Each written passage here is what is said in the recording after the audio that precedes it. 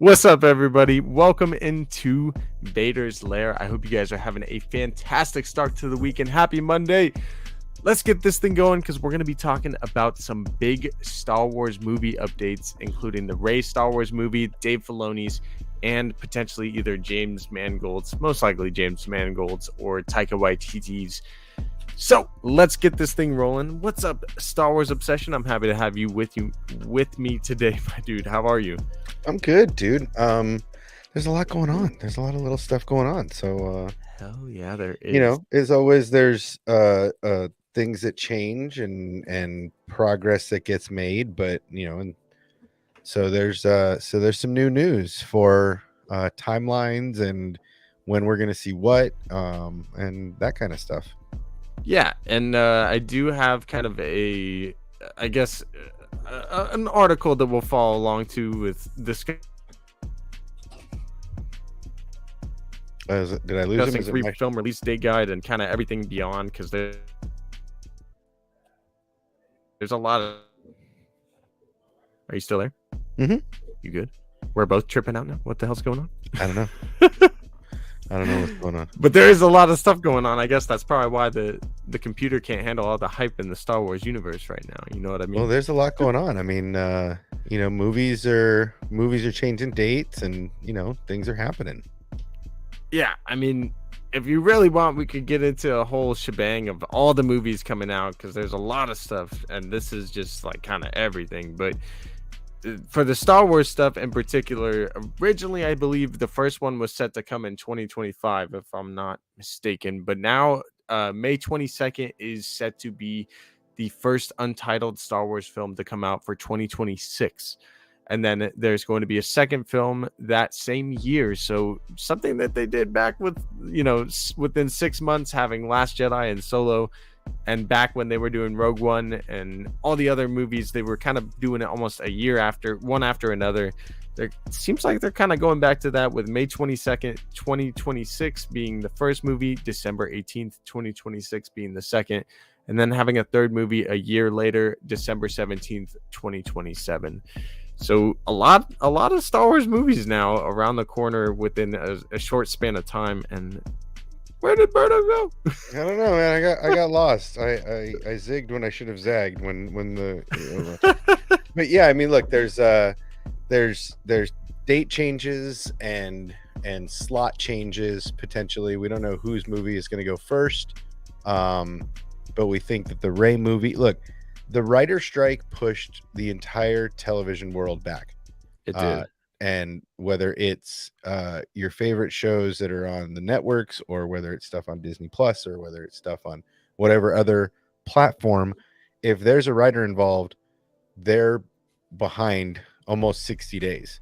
So if it was going to be released in December of 2025, let's say, that automatically pushes it to February 2026. So you might as well release the first movie, the Rey movie, on in May, since you already had to push it back to 2026. And then, but everybody's up in arms, and everybody's like, everybody's see, they can't get anything right. That's it. Kathleen's fired. That's it. She's gonna get fired.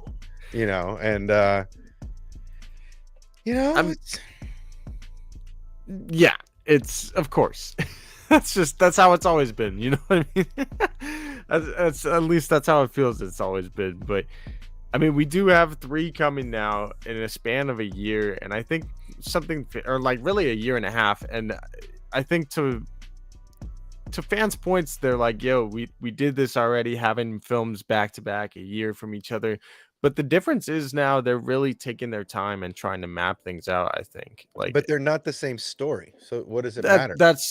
One of them is It's kind of not continuing what what I'm saying is, like, they're not releasing one movie every 2 years of the same story, right? Like Taika's movie, whatever it is, then it wasn't a year for the sequel trilogy movies. It was a different year for all the other stuff they did. So it's still kind of the same thing. But in this case, it's one movie. Let's call it Mangold's movie. That's going to be set in a time frame that has nothing to do with this time frame. So there's no interaction.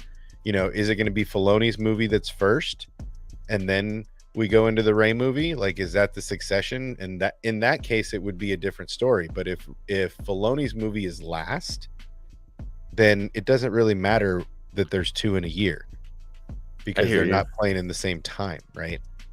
So that really doesn't matter. Yeah. So to other than money. Yeah, to that, I do think that the Rey one is supposed to be the first movie. Obviously, we don't really have a full confirmation on that. I don't believe. But that is supposed to be, I think, what we think right now is the first movie to come. And something to think about is that 2027 slot will be the 50th anniversary of Star Wars in general. Like, literally, that year will be the 50th anniversary from 1977 now to 2027. So I expect that whatever they do that year, it might be a big spectacle. You know what I mean? Whether that is the Dave Filoni movie potentially, because I think that would be a pretty big spectacle to throw out in 2027 is a Dave Filoni movie. But even then, like it could be more likely Dave's comes at the end of 2026 with that December 18th release date. I'm obviously not sure yet, but I think that Mangold or potentially Taika, whatever movie that ends up being slotting into, makes sense for the 27 date. It just, I'm not exactly sure, how it all is going to align right now. Well, I mean, look, it's either Dave's movie first or it's Rey movie first. One of those two goes first.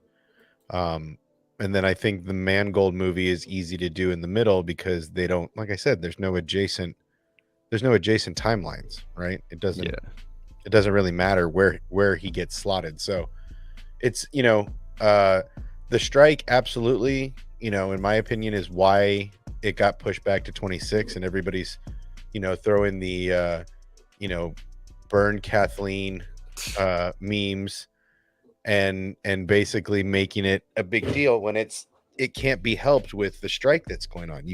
There's nothing that anybody can do about that. So, you kind of give that a pass and move on, but it seems like it's going to work out. It's going to work out how it's going to work out anyway.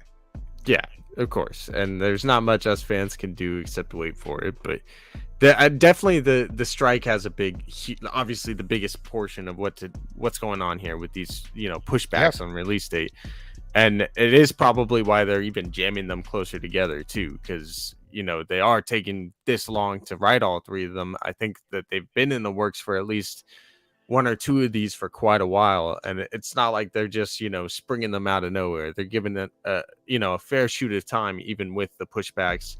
The first one was already set to come in 2025. I mean, we've talked about these movies for a while now before these pushbacks happened. So it's not even a pushback for two of them, in my opinion. One of them was slated for 2025, the other for 2026. They just kind of pushed back the Daisy Ridley movie potentially, because I think that's going to be the first one.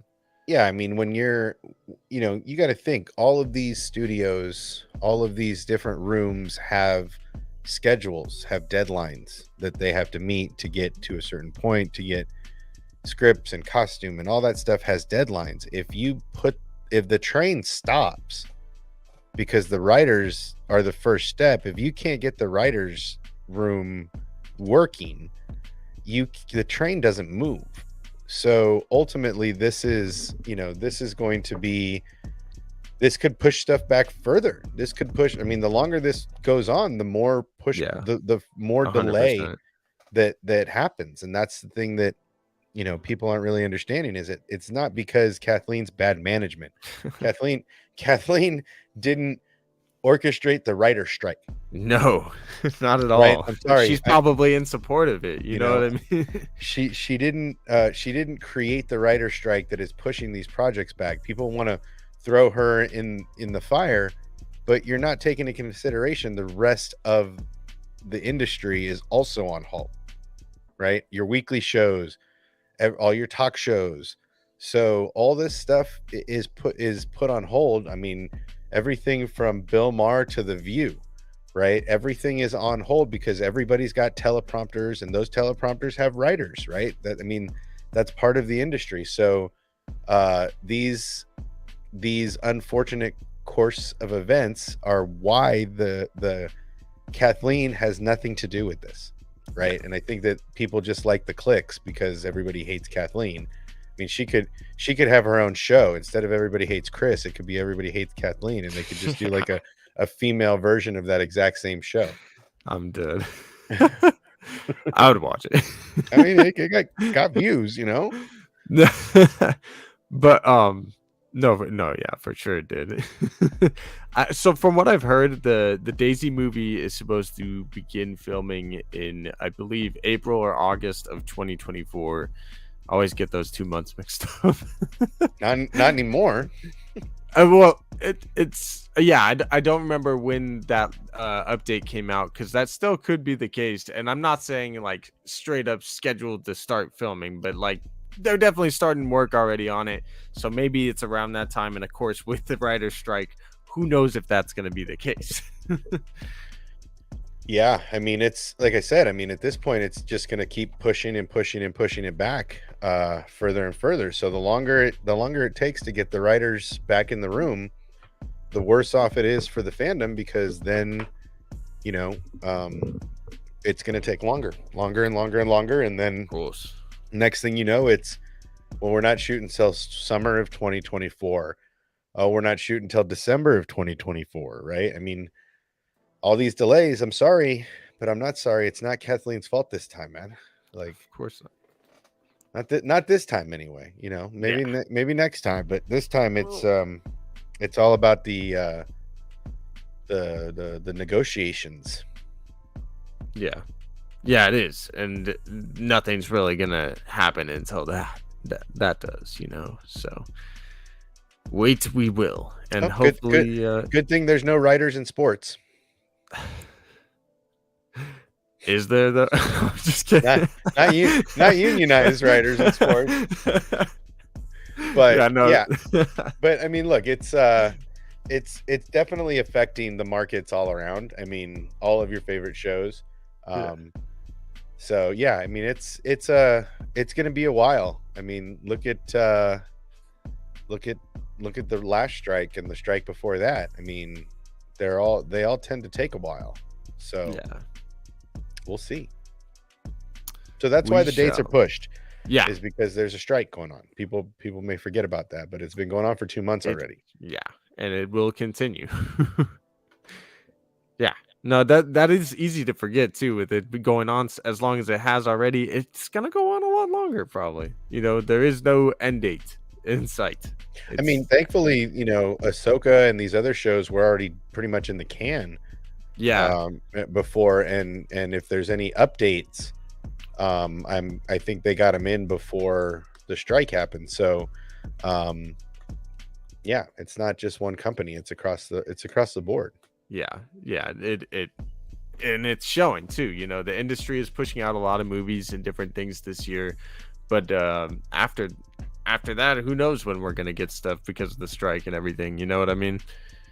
So to continue on, there is some updates on the James Mangold movie that we were talking about as well. So I'll share this screen here from, I believe this is the direct, and Star Wars upcoming Jedi Origins movie gets new story details. And it says that the director behind the upcoming Origins movie, James Mangold, offer up some story details about his film. And it is supposed to be kind of like a Dawn of the Jedi story, as we've already heard. And of course, he is doing Indiana Jones Dial of Destiny, which comes out soon. But he worked a bit on other projects before and understood what they wanted going into it. And he talked to Lucasfilm before and even worked a bit before on it. But when he went in, he mentioned to Kathy the idea that he had going back and really, really far back. And he was surprised that it had excited her and kind of got her wonder and spark going as she worked along with the people that she works with at Lucasfilm. And he said, for me, it's about wanting to be a part of the saga, but also wanting to do kind of not having so much lore in it and kind of wanting to tell his own story in a way, and one that he would like hardly contain himself in telling. And so what he really wanted to do and what he told her was that we can make kind of a 10 commandments of the Force, you know what I mean? Kind of an origin story of how the Force came to be known, understood, wielded, and harnessed, which to me that's kind of a pretty exciting prospect, and it gets us kind of going in a new aspect of Star Wars. Well, yeah, I mean the great thing about this is there's nothing attached to it. So there's an interesting story. Where are you going to go? Is this going to be the death of one creature creates a ripple? Is this going to be, are we going to get to see the birth of the father and the first Force user, or where does this whole thing begin? And I think this is an interesting perspective because it detaches us from everything that's going on, right? Yeah. Are there going to be lightsabers? We don't know, right? Are there going to be a more primitive proto saber, right? That we're Damn, I didn't even think about that. That would be sick. We're attached to a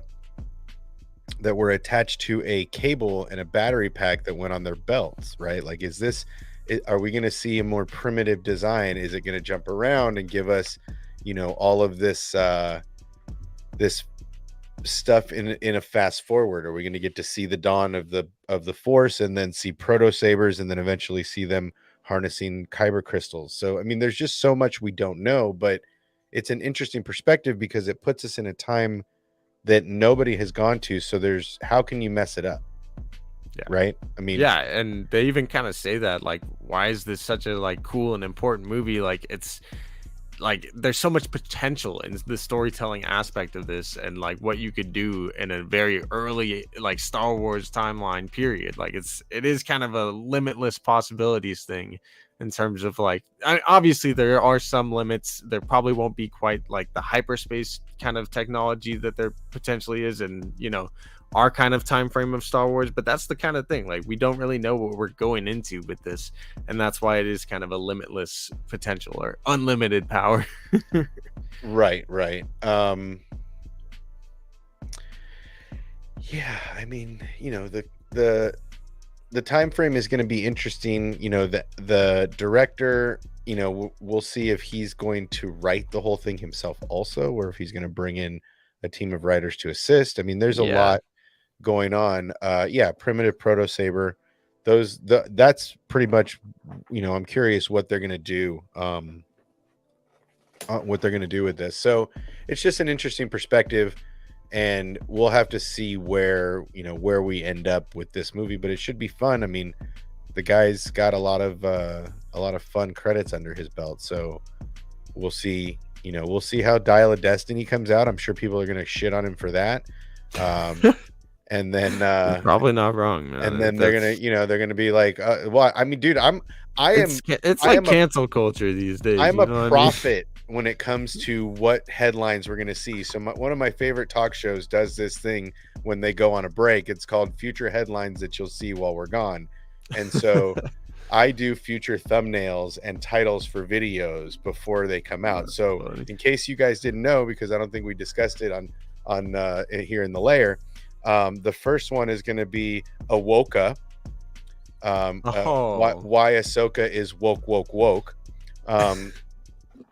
So Ahsoka is going to be the thumbnail title, with Ahsoka, Sabine, and Hera, because it's an all female cast. So it's going to be Ahsoka is going to be the headline.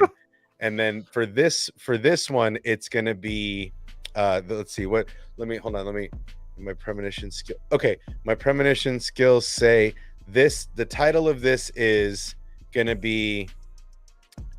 Yep. How Mangold messed up Indiana Jones.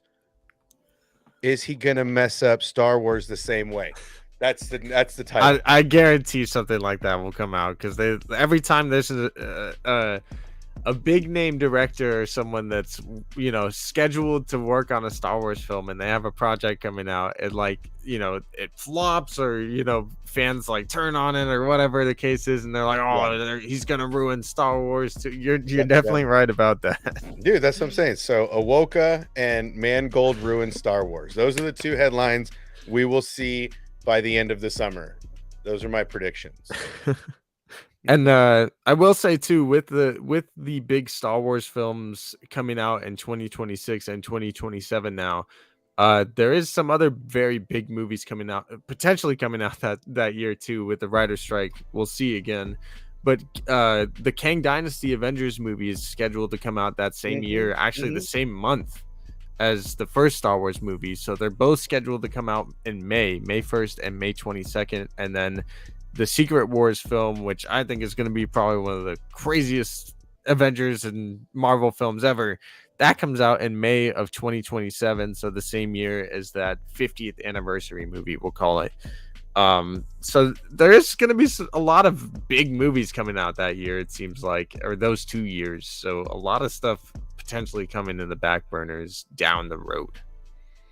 Yeah. There's and then you got to remember Acolyte is still scheduled to be in there somewhere. Skeleton Crew. Awesome. So there's other stuff that's scheduled to be along this ride, but ultimately those are just the and this is what people have been squawking about. I want it back on the big screen. I want it back in theaters. This Disney Plus stuff is not for me. Okay, cool. Right on. Everybody's got their flavor, but ultimately, it just seems like, that's going to be a couple years out still. We're not even in 24 yet. You're talking about 26 movies. Yeah. So, that is true. And we do have a lot of content around the corner for Star Wars. And I think Acolyte is definitely well in the works, if not already close to finish. I did see that recently there was like some jackets or something for the Skeleton Crew people that worked on it. So basically they're pretty close to wrapping up, if not already wrapped as well. So the stuff scheduled to come out next year is definitely still and well underway. The writer's strike hopefully won't affect the ending, of production too much with that. I don't know if it would at this point.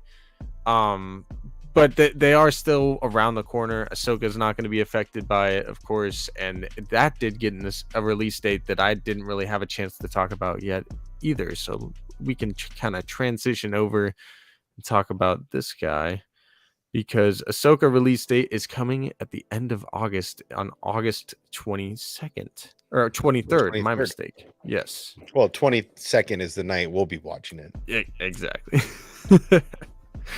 Let me pull this up though. So, from the Star Wars website, Ahsoka premiere date revealed. Lucasfilm announced today that Ahsoka will premiere Wednesday, August 23rd on Disney Plus. Subsequent episodes of the highly anticipated live-action series will arrive weekly on Wednesdays. Set after the fall of the Empire, Ahsoka will follow the former Jedi Knight.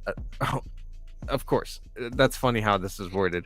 Ahsoka will follow the former Jedi Knight Ahsoka Tano as she investigates an emerging threat to a vulnerable galaxy. Awkward. Yeah. I'm dead. That the wording just threw me off. Ahsoka will follow Ahsoka. I'm like, she's following herself? What? I think they meant the show Ahsoka. I know. The Jedi Knight thing got me right there. It's like, Awkward. Yeah, that is awkward too, because I'm no Jedi, right? Right. I was wondering that too. In the trailer, it does say like, Jedi Knight, and I'm like, is she? But to everybody else in the galaxy, she is, right? You're a do-gooder with any colors lightsaber other than red.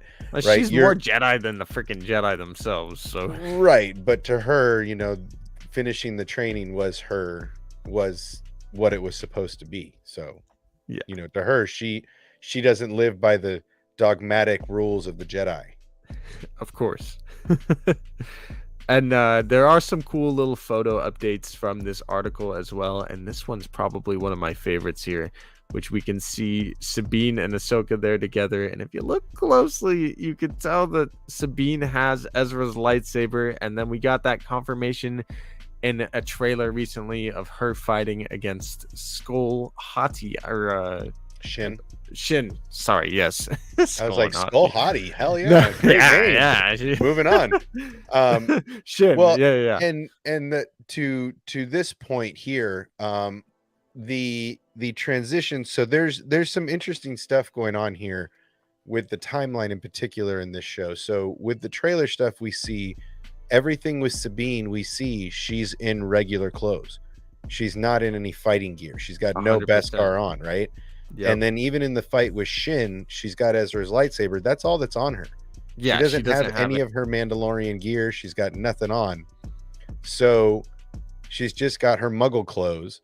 So ultimately, either she defeats Shin and tells her to walk away, or there's a stalemate involved where the Empire gets involved and everybody's got to split, but this is happening on Lothal at Ezra's place. So for me, this is kind of a weird situation for then, and she's got long hair. Yeah. Right. We know that when exactly. So like there's scenes they meet before the epilogue. Yep. Of Rebels, which is I've been making a video on this, so we'll just dive all the way in, because this is definitely some deep stuff here. Looking in the trailer and all the pictures, definitely you can tell that Ahsoka has met Sabine beforehand, before we see her in the epilogue of Rebels, which I presume is this scene here. And it absolutely is, because this is absolutely the last scene of Rebels. Yeah, so I almost want to go back and watch that last scene of Rebels again, just to see if her, Ezra's saber is clipped onto her, and I just didn't notice. You know what I mean? But hold on, that's actually on the screen behind mine. I've watched Rebels probably like 3 times in the last like 6 weeks. Like it just plays in the background all the time. Yes. So let me see. Hold on, let's go to this scene here. Yeah, it's like on in the background. Hold on, let's see.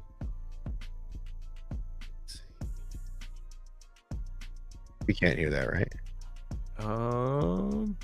No. Good. No, she doesn't. So here, I'm gonna share my screen. Interesting. She does not. Disney video player. There you are. I didn't think she did. So that is something interesting. I'll add it real quick. She does not, it seems like, have Ezra's lightsaber there in the epilogue of Rebels. But and the people he cared for so much. I mean, she doesn't have it. No, I don't think she does. Well, but we also don't see. I mean, the scene is pretty different.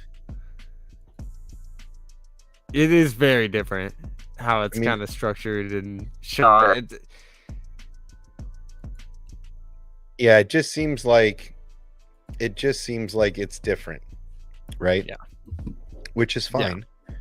Yeah. It might even be that he just retroactively threw the saber on, or it's just she went back in to get it after she turned around. She's like, "Oh, I forgot the saber." No, but yeah. I do think, though, for sure, it is very intriguing that she doesn't have the armor and she has the longer hair. They definitely had met before this scene, and I think that even that fight with Shin might even be kind of what solidifies maybe drawing her out off of Lothal to go search for Ezra. Like maybe that's kind of what signifies to her that it's time to go find him.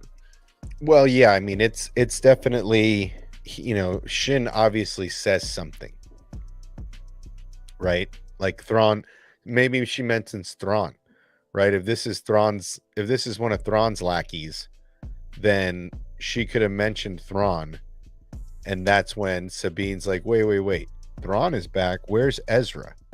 And that triggers the dominoes to start falling, because it seems like Galen, right?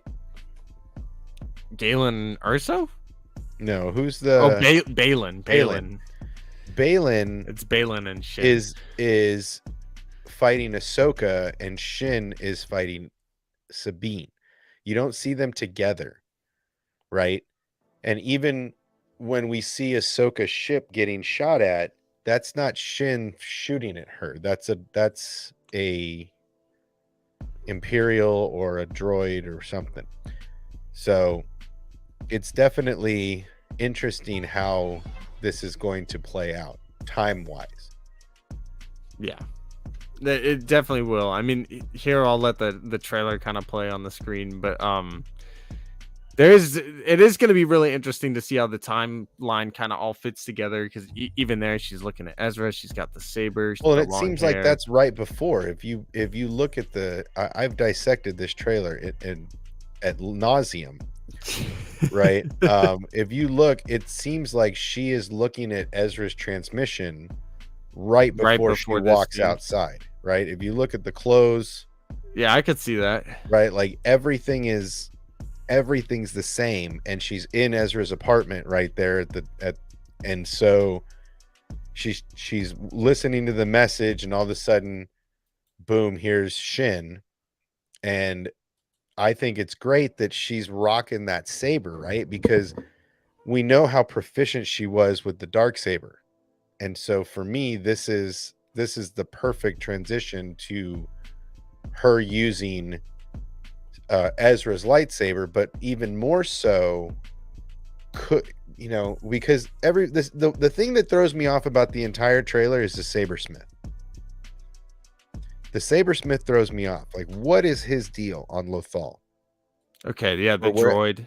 Yeah. What are you? Are we sure he's on Lothal? Wherever he is, it doesn't matter where he is, right? Yeah. Ahsoka doesn't lose her saber. How does he fit into the story? Right, unless Ahsoka loses her sabers at some point. But that looks like it could be Lothal. It also looks like it could be somewhere else. But my point being is that I see. Yeah, it definitely looks like it could be Lothal building wise. If we meet this guy, could it be building Sabine her own saber? Right? Could it be something like that? Because she needs a weapon. She can't hold on to Ezra's forever. So could it be an opportunity for her to build a saber, even though she's not a Jedi? Could they be building her a saber? Interesting. I had a theory that maybe Ahsoka ended up finding Hu Yang at a temple potentially, because who knows exactly what happened in Hu Yang after Order 66. And I was wondering if maybe she would end up taking him to Luke Skywalker or something as he tried to start up his own Jedi Order.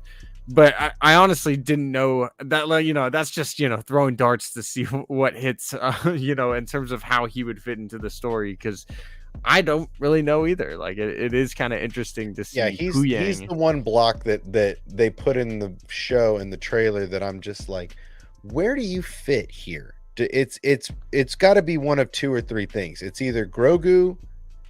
Din brings Grogu to her because Grogu feels a ripple in the Force and needs to see Ahsoka, right? So it's either something like that, or it's Sabine needs a saber to defend against, or what if Ezra's saber gets destroyed and she has to fix Ezra's saber? Like that's interesting. Yeah, there's so much, but he's the block that I'm just like, what are you doing here? Right? Yeah. Like, you were on your fancy starship protected by the ability to just jump into hyperspace at any point you want and disappear. What's your deal? Yeah. So, and I will say real quick too, I have kind of a theory on maybe why Sabine was on Lothal. Like she says in the epilogue that she was waiting for Ezra, protecting Lothal, though there was never really a threat after Ezra and Thrawn blasted off into the Purgle, as she said. Like the Empire never really came back. And then I always wondered why it took her so long and just like waiting for Ahsoka, or like, when Ahsoka showed up, why she ended up leaving with her. And I think there could be some kind of story as to what's been maybe keeping Sabine on Lothal. Because to me, I'm like, dude, she's a Mandalorian. She loves her people. She was helping fight with them in the beginning of Rebels Season 4.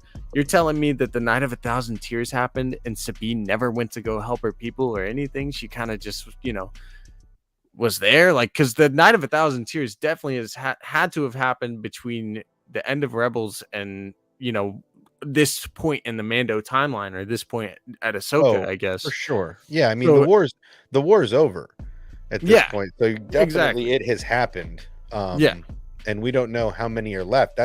That could be why she's on Lothal, is because the lie of the Empire has made it so that no Mandalorians go back to Mandalore, right? Like she could be the last of her people for all we know. Yeah, right? for all she knows, We didn't see any of the Ren clan in the Mando in any of that. So it's more than likely that she that her entire family got while she was on Lothal.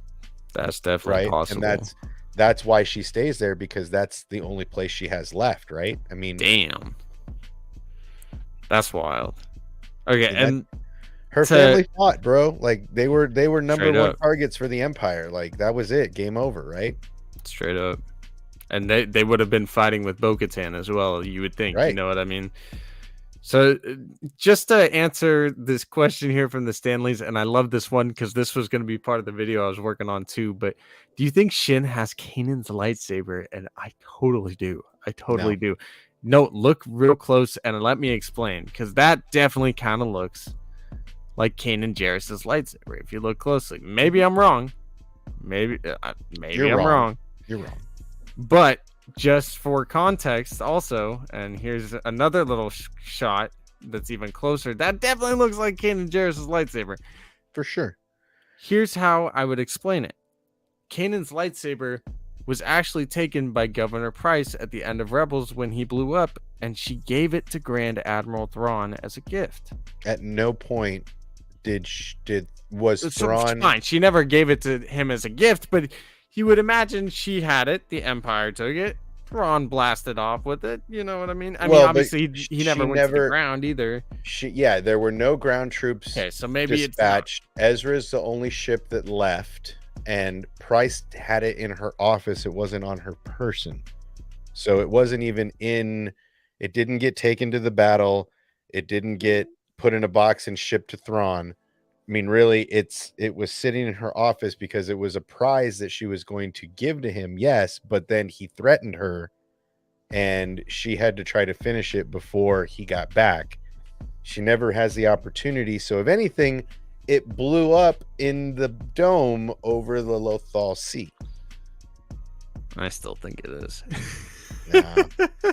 No, because these two would have been together since Order 66, right? Because that's the theory with these two, is that this was master and apprentice. After Order 66, they became mercenaries. If that's the case. And started. So I don't think that's the case, though. That's the theory right now. She could very well have built this herself. I mean, there's, you look at his saber. It's just a little bit of a reach for her to be on Lothal with his saber. That's after all this time. I mean, you got to think of how long it's been. It's definitely been a long time, but if you're telling me that somebody that's working with Thrawn could potentially have that, and here's the thing, I don't think these dudes are just some random Jedi that survived Order 66 all this time, and like that to me is less likely to have a master and apprentice, which one of them looks quite young. Like, I don't know how she would have been a youngling, I guess. Like, she'd been Cal's age. I guess she looks a little younger than Cal would be at this time to me. But I suppose she... I don't know, bro. To me, she definitely looks like she's like 24 to 26. You know what I mean? 28 at the latest. And she would have to have been like 8 years old. And that's a stretch to me. Well, I mean, that's what happened with Cal. That's what happened with... for sure. But, I mean, so it seems here's like... my thing, though. The fact that both of the... And granted, Balin is just kind of more white hair. But the fact both of them have this, like, bleach blonde white hair... It makes me think that they're going to be kind of the Joruus Sabaoth of the story, or somewhat of like a clone force sensitive of Jedi, which obviously that's very hard to do, but we know it's possible with Snoke. Like that's clear. It's clearly possible. Well, everybody forgets that not all Jedi were on the front lines getting shot by clones, right? There were also, people in the temple, obviously, but then there were explorers, there were archaeologists that were on sites, that were on digs on Jedi temples completely by themselves. What's our little guy in Fallen Order? BB. No, not BB. Why don't I remember his name? Anyway, He was off site, right? There's Seer and her Padawans were off world, right? There were a lot, they got captured, but there were a lot of Jedi that were not necessary, that were professors, that were archaeologists, that were not anywhere near the war for the most part.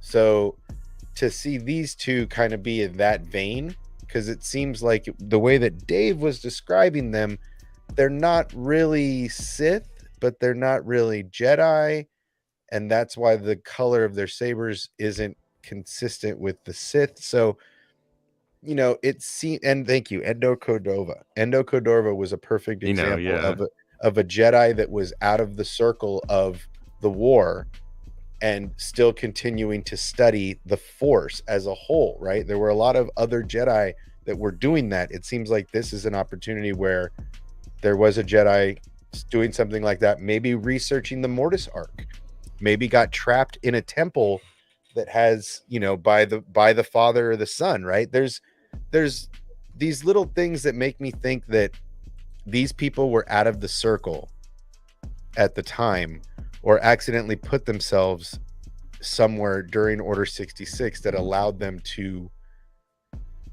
stay out of it for a while, so to speak.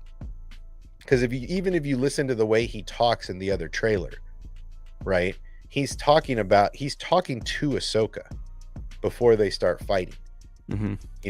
So it just seems like he's not just a clone. He's not just a new. He's been around for a long time. He almost sounds like our boy on Dathomir, Malicos, right? He's got the same tone, except he just didn't succumb to these two just aren't Sith. I don't know, man. I still can't get the clone thing out of my head, just especially because after seeing Gideon and all the other aspects, or all the other people within that like remnant of the Empire, the Shadow Council, if you will, like they were all kind of talking about cloning. We know General Hux is doing his thing and trying to make Snoke happen, and I would not be surprised if Thrawn is dabbling in his own potential kind of Jedi cloning or something. Like, I don't know. I just think it's possible, or something goes down at Mount Tantus if it's still around, which definitely is of the Heir to the Empire vein. And obviously right. Dave isn't gonna verbatim copy Heir to the Empire, but I could totally see him making these kind of the Joruus Sabaoths of the story, and kind of switching out Luke and the Skywalkers in Heir to the Empire with Ahsoka and the Rebels crew, and then having kind of these characters that he's created with Baylan and Shin kind of represent that Sabaoth character. Well, I mean, it just depends on where we go with the end of the story, right? Does this is going to be messed up, but does Baylan die in the end of this, right? That's a big question, because the actor passed away. Is this character just a one and done?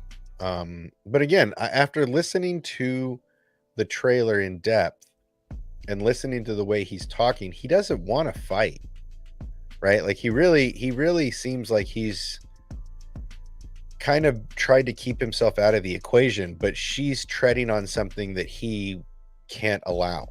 Right. That's just the feeling I get. It's like he doesn't really want to fight, but if you need to fight, we'll fight. Right. And then, because they're in that temple.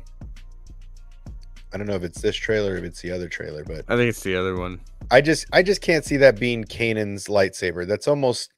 It's almost too. You got to jump through a lot of hoops for that to be legit, right? You got to go through, I mean, basically implying that saber got off of the dome and onto Thrawn's ship.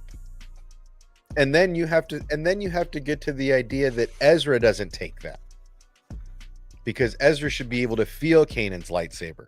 So then you're like, okay, well, why doesn't Ezra take it? Why does Thrawn keep it? Like Thrawn's going to beat up Ezra, right? Like for me, it's just too much. Now, it is probably a stretch. I mean, it's a reach, great reach, but at the same time, there's another reach out there that I've put out there that this Inquisitor is Ezra. Okay, yeah, so that's what I wanted to talk about real quick. Darth Lance, what's up, my homie? Good to see you in the chat. There is a theory going around right now, and Obsession's kind of, I'm taking poking me holes. off the track. I'm He is poking holes. I'm poking but holes. This does look a lot like Kanan's lightsaber, so that's where the theory is right now, is that Shin could potentially have Kanan's lightsaber, and they could be fighting with Kanan and Ezra's sabers, which would be pretty wild. But which would be yeah. wild. I mean, leave it to Dave to write that kind of synergy, right? I'm just saying the likelihood is very thin. Yeah, I agree. You're definitely probably right. And here's the other thing: is that Ezra? That is something people have thrown out there. I personally don't think so. I think it's more likely to be either an Inquisitor, most likely an Inquisitor, or another character. But hey, stranger things have happened. I wouldn't be surprised if Ezra maybe was doing a cover or something. I mean, is that Star Killer? That would be fun. I doubt it, but I wish. It does look just like, I believe it's the seventh brother from the Clone Wars, and I was watching again that kind of finale of season 2, which is like the only episode that he's in, and when he falls to his death potentially, like we know Force sensitives can fall from great heights, so maybe he did survive, and this is him after all that time with a new lightsaber and everything. But who knows? It could be a different Inquisitor altogether too. That character does have 3 fingers, by the way. So I was trying to figure out if it's the same dude, and it's really hard to tell in this picture if it's 3 fingers or not. I mean, these are also production stills, right? Yeah. These aren't necessarily after production, I guess you could say, or edited. So yeah, they could. Okay, so let's see. Yeah, I mean, it just look at Hera's eyes during the first trailer. I mean, it's bad. So these are all what ifs. But I mean, Ezra going. We already know he's got a tendency to play with the dark side. We already know he's got a little bit of a proclivity, if you will, to the dark side. So it's him slipping down the slope. I mean, it's very less than likely. Yeah, just because his trials are basically okay. So hold on, I'm going to share this since this seems to be the subject of conversation today. Do it. Right. There you go. There's that. Okay, so that's the closest view I could get of Kanan's saber. It looks just like it. Like, let me get back to this picture of Shin with it, but I'm telling you, it looks just like it. Go back.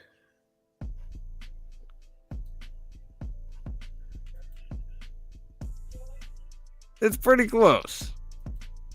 I mean, you can barely tell from that angle, but it is pretty close. I mean, go back that up to not to the other one. Back that up to like where they first draw their sabers, like right there. That one, it looks a little less like it. That one, yeah. The top emitter is longer on Shin's than on Kanan's, but it's close. It's close, right? Because the rings on the bottom are on the top on hers, so it's close. Okay, I see what you're saying. It's close. It's close. It's real close. Yeah, but it's probably not the same. It may be, but I mean, like I said, Dave's got that fun poetry that he likes to play. See, that's a good shot right there, because you can kind of see. I mean, it's close, man. It is. It's close. I especially in that shot, but it might be. I don't know. I really know. Who knows? Because obviously the stylization of Rebels is very stylized, so maybe it looks a little different in live action. That's the best I could do with that. Maybe when it's on, maybe you get the better. Okay, here's another. It's close, dude. It's close. Oh man, it's close. But Yeah, I just to your point, the bottom ring kind of looks like it it's seems on like the the top of emitter, her. yeah, the emitter and the pummel ring are backwards. We're like analyzing this one too deep. But I mean, look, it's close, man. It's close. That's all I'm saying. It's close. And with the Inquisitor, I do think there's 4 fingers actually, which would support the claim that it isn't that Inquisitor that we saw in Rebels, because that What dude if does those are have mechanical hands? What if he got his hands cut off because he messed up, and they put 3. Or they like 5-finger blew up mechanical with hands? the saber or something. Yeah, I like that. That's even Yeah. better. And then Vader's got to like cut a little more off just to make sure that the gloves Let's can make go sure on. it's a clean Like, cut. let's do it at the elbow. Like, let's make sure he can still do this. Oh, don't worry. The heat from the saber will just, But close I mean, it right up. See, and I like that. I like that answer. Like, I lost my hands, and he's got metal mitts like Vader. I mean, Vader liked making his Inquisitors Yeah, he mechanical. So what a great opportunity to teach a lesson. That would be an awesome twist to it, because then it could be the same Inquisitor with some updated Yeah. armor. But Yeah, I like I slightly said, that different. could be Ezra, man. That could be Ezra. What an ironic twist if during the fight scene that it's Ahsoka and Ezra fighting, and she doesn't know it, right? Like that would He's be chasing them down in the ship and everything. That would be wild. right. Well, I mean, think about it. Look at where this is. This background looks very similar to where she met Din Djarin. Yeah. So it seems like Ahsoka's going to have this conversation about Thrawn with somebody on that planet. Morgan Elsbeth, most Potentially likely, right? Morgan, right? And she obviously didn't die when Ahsoka, exactly right. fought So her. like, I'm curious to see if maybe Morgan gets rescued by this Inquisitor. Yeah, or maybe Right? the Inquisitor's working for her at this point. 'Cause Morgan clearly is working alongside Thrawn in some aspect. Right, but she gets captured by Ahsoka at this point, right? So maybe this Inquisitor mops up the whole town and then comes for Damn. Morgan, bests Ahsoka a little bit, or overwhelms her, and she's got to leave, and this Inquisitor rescues Morgan out. I mean, that would be the most likely reason that this Inquisitor and Ahsoka are on the same planet at the same time. Checks out to me. Like I said, I've like that. dissected these things at nauseum, dude. I have watched that trailer. Literally, yeah. if you watch that trailer as many times as I have watched that trailer, you would be nauseous. I have watched it so much that it would cause nausea. It is so, it's so great. It is epic. I'm so excited though. It is around the corner. We are watching Star Wars Rebels right now on the channel. We are just getting into season 3 this upcoming weekend. So if you guys haven't watched Star Wars Rebels somehow, it's the freaking time to do it. You know what I mean? Like, Yeah. We already watched the first 2 seasons, so go even watch our watch parties of it. Watch along. It's definitely a freaking great time though, and Ahsoka is going to be on that same vein, and some of the best Star Wars I think we will maybe ever see. I'm super excited for it. Yeah, I mean, there's going to be these minutes of World Between Worlds where she's getting a look in. Again, I don't think she travels in. It seems like she has, I don't think she travels in. It seems like she's going to have almost like Palpatine's ability to see and see it as a mirror, right? And be able to just see inside it, not affect change. Okay. Because I was kind of hoping that the orange saber Jedi were going to be like the police of the World Between Worlds. That was the TVA. That would be awesome. like I'm sorry, ma'am. I'm going to need you to pull over and stop using the You World were Between messing Worlds. with time. You shouldn't have been. You were supposed to be killed by Vader. Right, like you're out of time. You're in the wrong place. We should shove you back in so you can get got, but you've already done some shit. So we're just going to look past that. Like, there's so much. It's the Wills. But ultimately, like, I don't see, like I said, I've always felt that Ezra was special, and that for me, Ezra's gift was always to get in and out of the World Between Worlds before he even knew it on the Lothal Temple. When Yoda talked to him, he was on a ring in the world between worlds. The Very second similar. time when he got his kyber crystal, same thing. In the world between worlds, it wasn't in a cave like on Ilum. He was gifted It was his kyber specifically crystal the temple on Lothal as from well. it was from the world between worlds. Like he captured his crystal in the world between worlds as a gift from the Force. It wasn't he went and found it in a cave and picked it out of it like everybody else. His was a gift from the Wills, right? Like his was destined for him to be there. And that's why I feel like he's the only one that we ever saw on that level, right? The only reason Ahsoka was there is because Ezra pulled her out. You know, Palpatine was trying to get to Ezra, not to Ahsoka, right? He wanted Ezra, and as soon as he got a hold of Ezra's ankle, he like started to come through the portal, right? Like there's, you know, he even said, "Show me the way, Ezra. Show me the way." So I just feel like for Ahsoka to enter the world between worlds, it just seems like she would need Ezra. For me, it seems like she's going to be at this, like, I don't know if you noticed in the trailer, when she throws her sabers down and cuts the floor open, did you not catch the similarities of that temple? Oh, I thought that it kind of reminded me of a Sith temple. Actually, I'm thinking she's even checking out some Sith temples. You should pull it up. You should pull up. Just saying, you should pull up that first scene when she's cutting the floor. I'm gonna pull the trailer up. Just saying, there's something on the floor that looks mighty familiar. Mighty familiar. Dropping bombs over here, laying down some knowledge. Let's see. I'm always open to that. All right, so right here at this temple, right? Yeah. If you just, you know, she's talking, you know, yada yada yada. Let's do like half speed or something. Oops. Okay, so right here, that doesn't look familiar to you? Kind of looks like Lothal's temple a little bit. That is 100% the identical location you put the Zepho orbs in to open the gates. What? They're just indented in the game. But like it is 100% the same design. Even behind her, you can see the markings on the temple over her left shoulder, our right. You can see the markings on that column over there. Look very similar to Zepho. Interesting.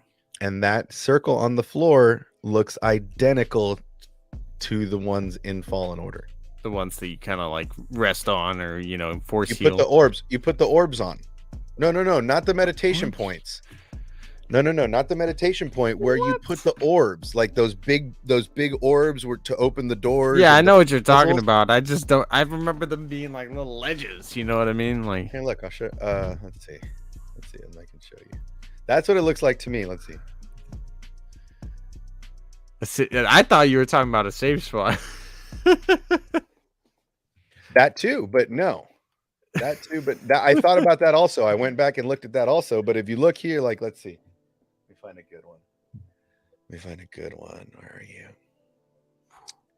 That's not a great one. But yeah, I mean, for me, it looks okay. I mean, this isn't a great illustration, but here, let's see if this works. Let's see. You Fallen Order. Okay, let's see. This is kind of.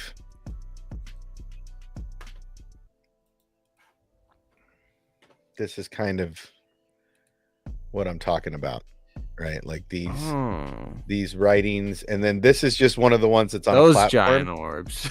Those, yeah. Look at the writing. I thought you were talking about the like orbs that light up that you like toss across. No, the platforms that you put the giant to open all the doors and stuff.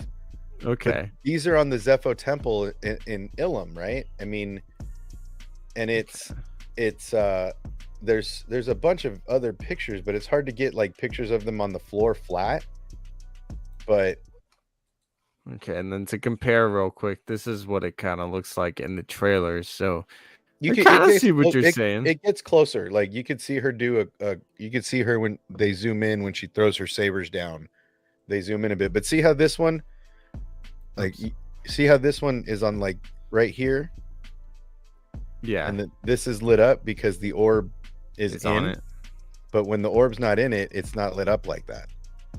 And so for me, I was like, damn, that looks familiar. And that's when I started really looking at it. And I was like, I even got in Fallen Order and I was like, yo, is that what I think it is? Interesting. Maybe. And then if you, like I said, let it play, she's going to throw her sabers down and it should get a little closer. I don't think it does. Maybe it doesn't. But then, I mean, you look in here and it's like world between worlds, dude. It's crazy.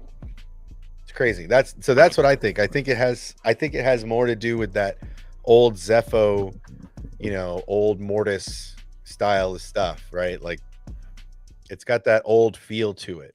I personally, I think the fact that she does have like the daughter or the embodiment of the daughter kind of living within her could maybe allow her to access the world between worlds. But yeah, maybe it is more of an Ezra centric thing.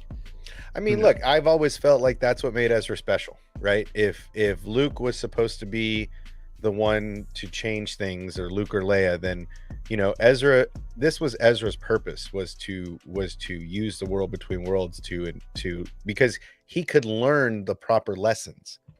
Other people would have used it for the wrong reasons. Like I don't think Ahsoka will use it for the wrong reasons because she's the one who told Ezra, hey, this is not what it's for. It's not for that. It's for, like, you're just here to handle me and that's it, right? Like you're not here to save everybody else. Yeah. So we'll see, man. I'm looking forward to it. I mean, it's almost we're about 60 days out, It's gonna be wild. So it's around the corner. I'm definitely getting hyped for it, and I hope that everybody in the chat is as well. And in fact, I know you guys are. I know we're all getting pretty dang excited for Ahsoka, and the wait is just feeling longer and longer the closer that we get. But I'm definitely excited for it, especially after getting a new Star Wars game announcement within the last week or so. That definitely was real exciting too. And what else did you want to add? Well, I mean, word was there was an update from Eclipse, but I didn't see that anywhere. I have it here. I didn't know if we had time. We can get into that real quick. I got time for a minute. I'm not. All right, let me pull this up then. So this comes from Star Wars Newsnet, I believe, and it says Star Wars Eclipse developer Quantic Dream claims progress on game is advancing well. And of course they're going to say that right after Outlaws gets their stuff, right? They're like, oh yeah, ours is doing good too. Right. This is Quantic Dream has indicated that development on Star Wars Eclipse is moving forward as planned. The developer also indicated the previous issues of toxic workplace environment is something that has haunted the studio and is now in the past, apparently. And yeah, there has definitely been a lot of drama around Quantic Dream in recent history. Initially said to have begun development in 2020, Star Wars Eclipse has been set to be a major gaming experience, fleshing out the era of the High Republic. Little has been revealed about the title beyond the cinematic trailer, but it was indicated that the game will have an actionized version of the narrative-heavy multi-character gameplay formula established in previous Quantic Dream titles, such as Heavy Rain, Beyond Two Souls, Detroit Become Human, albeit new components emphasizing blaster and lightsaber battles, exploration through large open world environments, and space travel, as well as combat. And if it is anything like Detroit Become Human, which I've actually played, that's definitely going to be more of a decision-based game and play, as they're kind of saying here, with the narrative-heavy multiple character gameplay formula. Blah blah blah blah blah blah. Right. But that is really interesting, because the way that Quantic Dream had Detroit Become Human, it basically, you made so many decisions throughout the game, and certain key decisions could affect the story outcome in the end. So for a canon story, it'd be interesting to see kind of how that would work with the different endings that you could potentially get in a game like that. Yeah, I think Outlaws definitely shook the tree a little bit. So everybody wanted to show Lucasfilm that they're progressing, because this is the game I don't think anybody really saw coming. Yeah. I mean, Yeah. because they hadn't really said anything about it. Yeah, there was a little bit of press on it, but there really wasn't a lot. No, it definitely I feel like all the Star Wars games after they were announced and everybody was kind of like, well, that's going to take forever. Well, they're starting to come, you know what I mean? Yeah. It's going to be within the next couple of years. And it's like, oh, dang, like they were really like working on this in the background, and here's Outlaws. And and quietly too, not anticipating any hype, not putting expectations out there, just really sitting back and getting it right. And working to get gameplay out and working to get cinematics that look cool, and like the game looks awesome. Honestly, I reached out on Twitter to the actress that portrays Kay, and I was like, I'm looking forward to the adventures of Kay and Nix, and she gave me a thumbs up. So yeah, I was like, yep, score, I win. Yay me today. Same here, because she's definitely an awesome actress as well. So I'm excited to have her as Kay. I think she's going to be a beast. I'm excited to see Kay in action with Nix, because the two are awesome. And then we have this game. I need a plush action Nix like yesterday. Dude, like I need a soft. Those will sell like hotcakes. Dude, I need a soft bedtime Nix for couch time and stuff. I'm just you don't even have to put the game out first. Just start selling that plush doll. Make me go to Galaxy's Edge to get it. I'm all about it. I was gonna say, Galaxy's Edge exclusive Nix plush dolls. I'm in. Like, take sell them on the Disney shop. Like, take my money. Yes. Right. Like it's it. It's over. So I need that like yesterday, Lucasfilm. If you're paying attention, Disney, we need that like yes. It is gonna sell better than the Lilo and Stitch dolls. Like, it's adorable. Get it out now. Yeah. And so with Eclipse, since that's kind of the big talk of the day, I guess you could say, of course, with all of the Outlaw stuff coming out, they're kind of trying to get back in the limelight. And so such a move of them trying to make this giant game with large open world environments, space travel, combat, a narrative, heavy narrative gameplay formula. All of that being in this, it's no surprise really that rumors are indicating there were significant development issues with the title, on top of the fact that back with all the other drama that was going on with the company and them looking for someone to purchase them at the time. There was a lot going on with this game when it was first announced, and there was such a cool little cinematic for that game as well. And yet it was even further out and had all this issues behind it, and it caused strain apparently on the company's in-house engine. Even the game did. So it wasn't suited for this kind of a scale or multiplayer, and the company has been understaffed for the amount of work that they need to get the game done. Some estimate that the game won't even release until 2027 or 2028, which would be even past the years that those 3 Star Wars movies are set to come out. So it's still long in the wait for Eclipse, as this game is still in kind of probably the early stages of being developed. A new video posted on the website for the French news channel BFM TV features a new behind the scenes look that indicates the progress on Star Wars Eclipse is still ongoing. The video does not feature any new gameplay footage, but it does showcase the performance capture equipment. There wasn't any gameplay footage. Yeah, there wasn't. Epic fail. Epic fail. Yeah, especially with how far out it was. Cool cinematic, but let's see the game end up actually looking like that. You know what I mean? Like, especially with you guys taking this long. When the Outlaw cinematic came out, I was like, okay, are they gonna have gameplay? And they're like, we'll have gameplay tomorrow. I'm like, okay, now I'm excited about something. If this would have been another Eclipse trailer, I would have literally just like stopped. Yeah.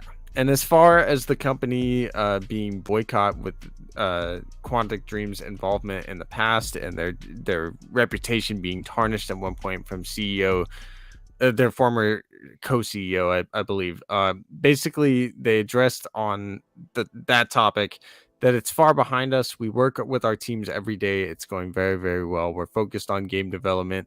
That's the only thing that interests us. We decide to lead the studio in another direction to really have perfect editorial control over our studio. So hopefully things are in the past, because more drama with this would just be, unwanted news at this point. With it still being this far out, it's like, hopefully they are just focused on the game like they're saying, and it seems like that is the case.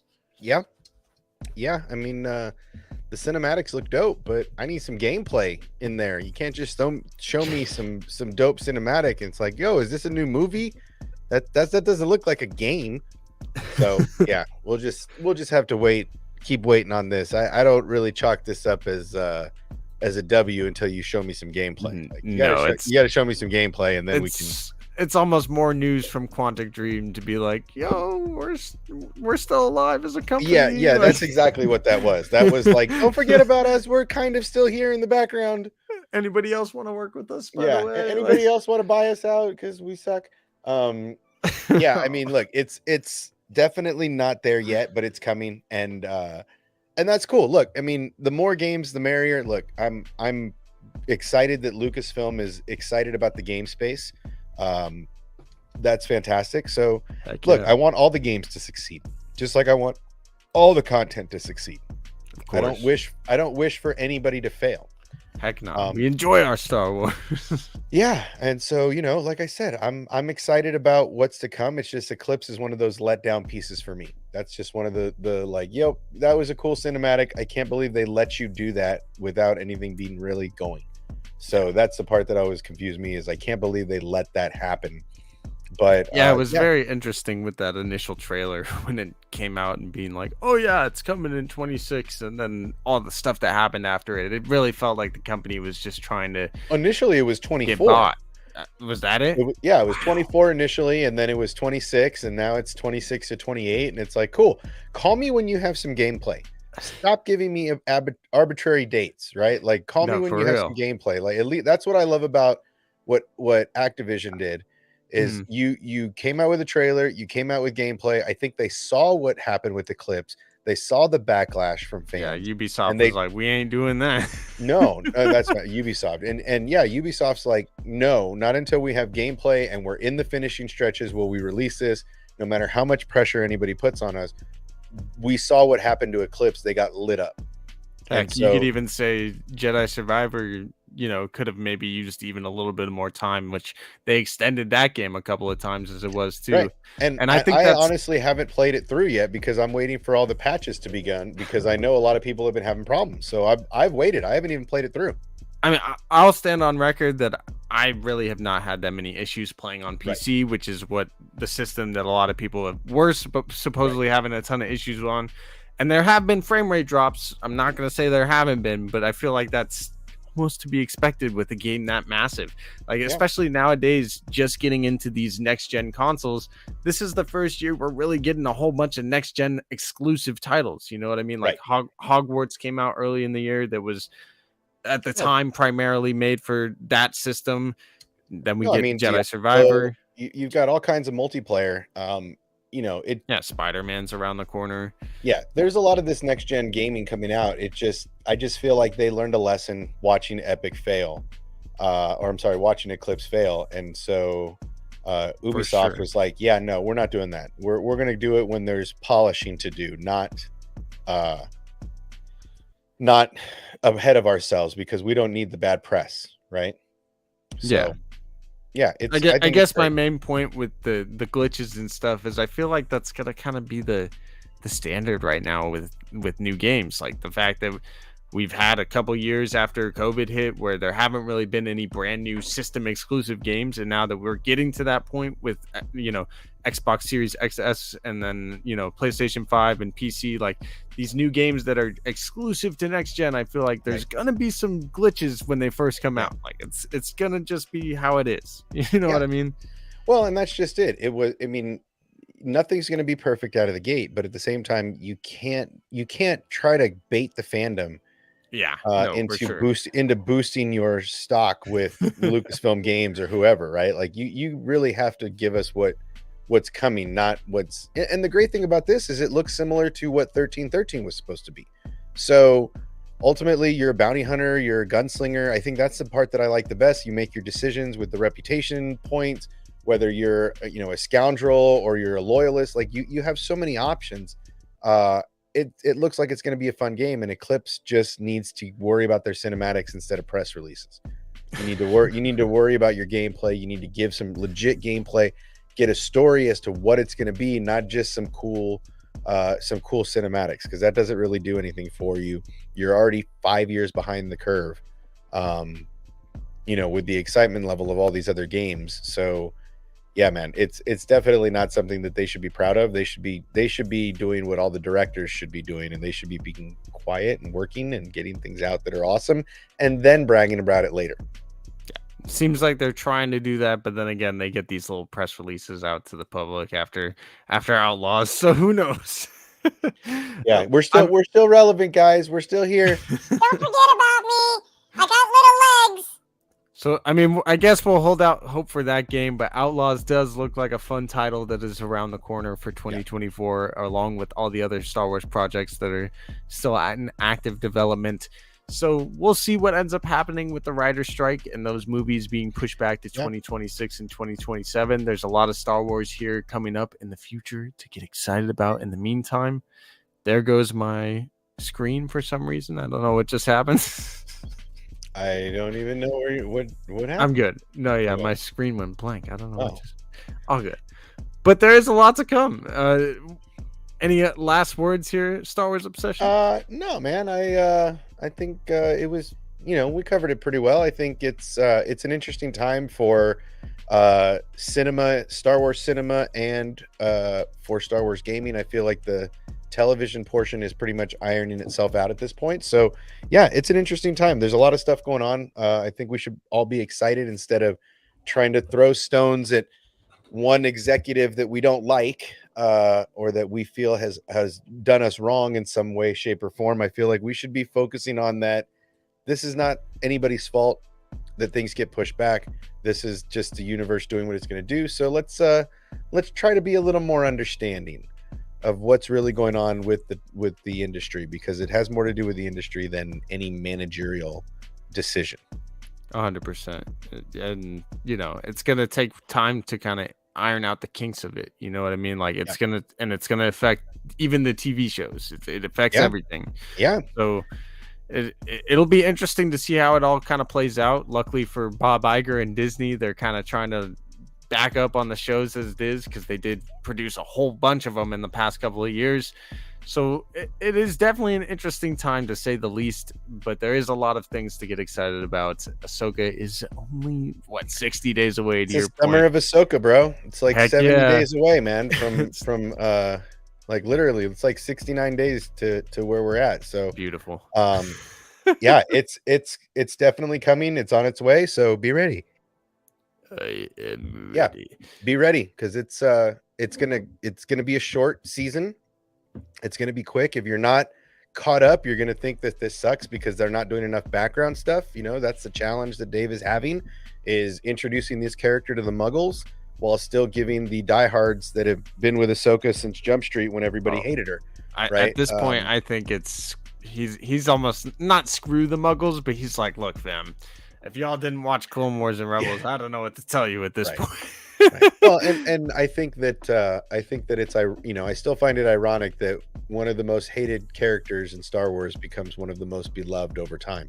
So for me, I'm really taking joy in the fact that this character has grown on everybody the way that I saw the potential for the character early. I saw Dave ironing some things out and figuring out who Ahsoka Tano was in the beginning, and he really created a character that I think a lot of people can find balance with, right? Yeah, can get behind. Yeah, definitely.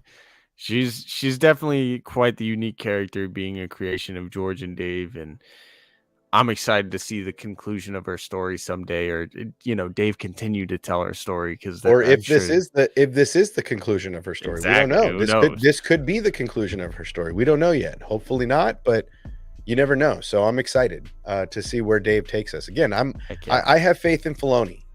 My faith has always been in Dave, and being the apprentice of George Lucas has always been his ace up his sleeve. His magic power is knowing the creator better than any of us could ever speculate or imagine knowing.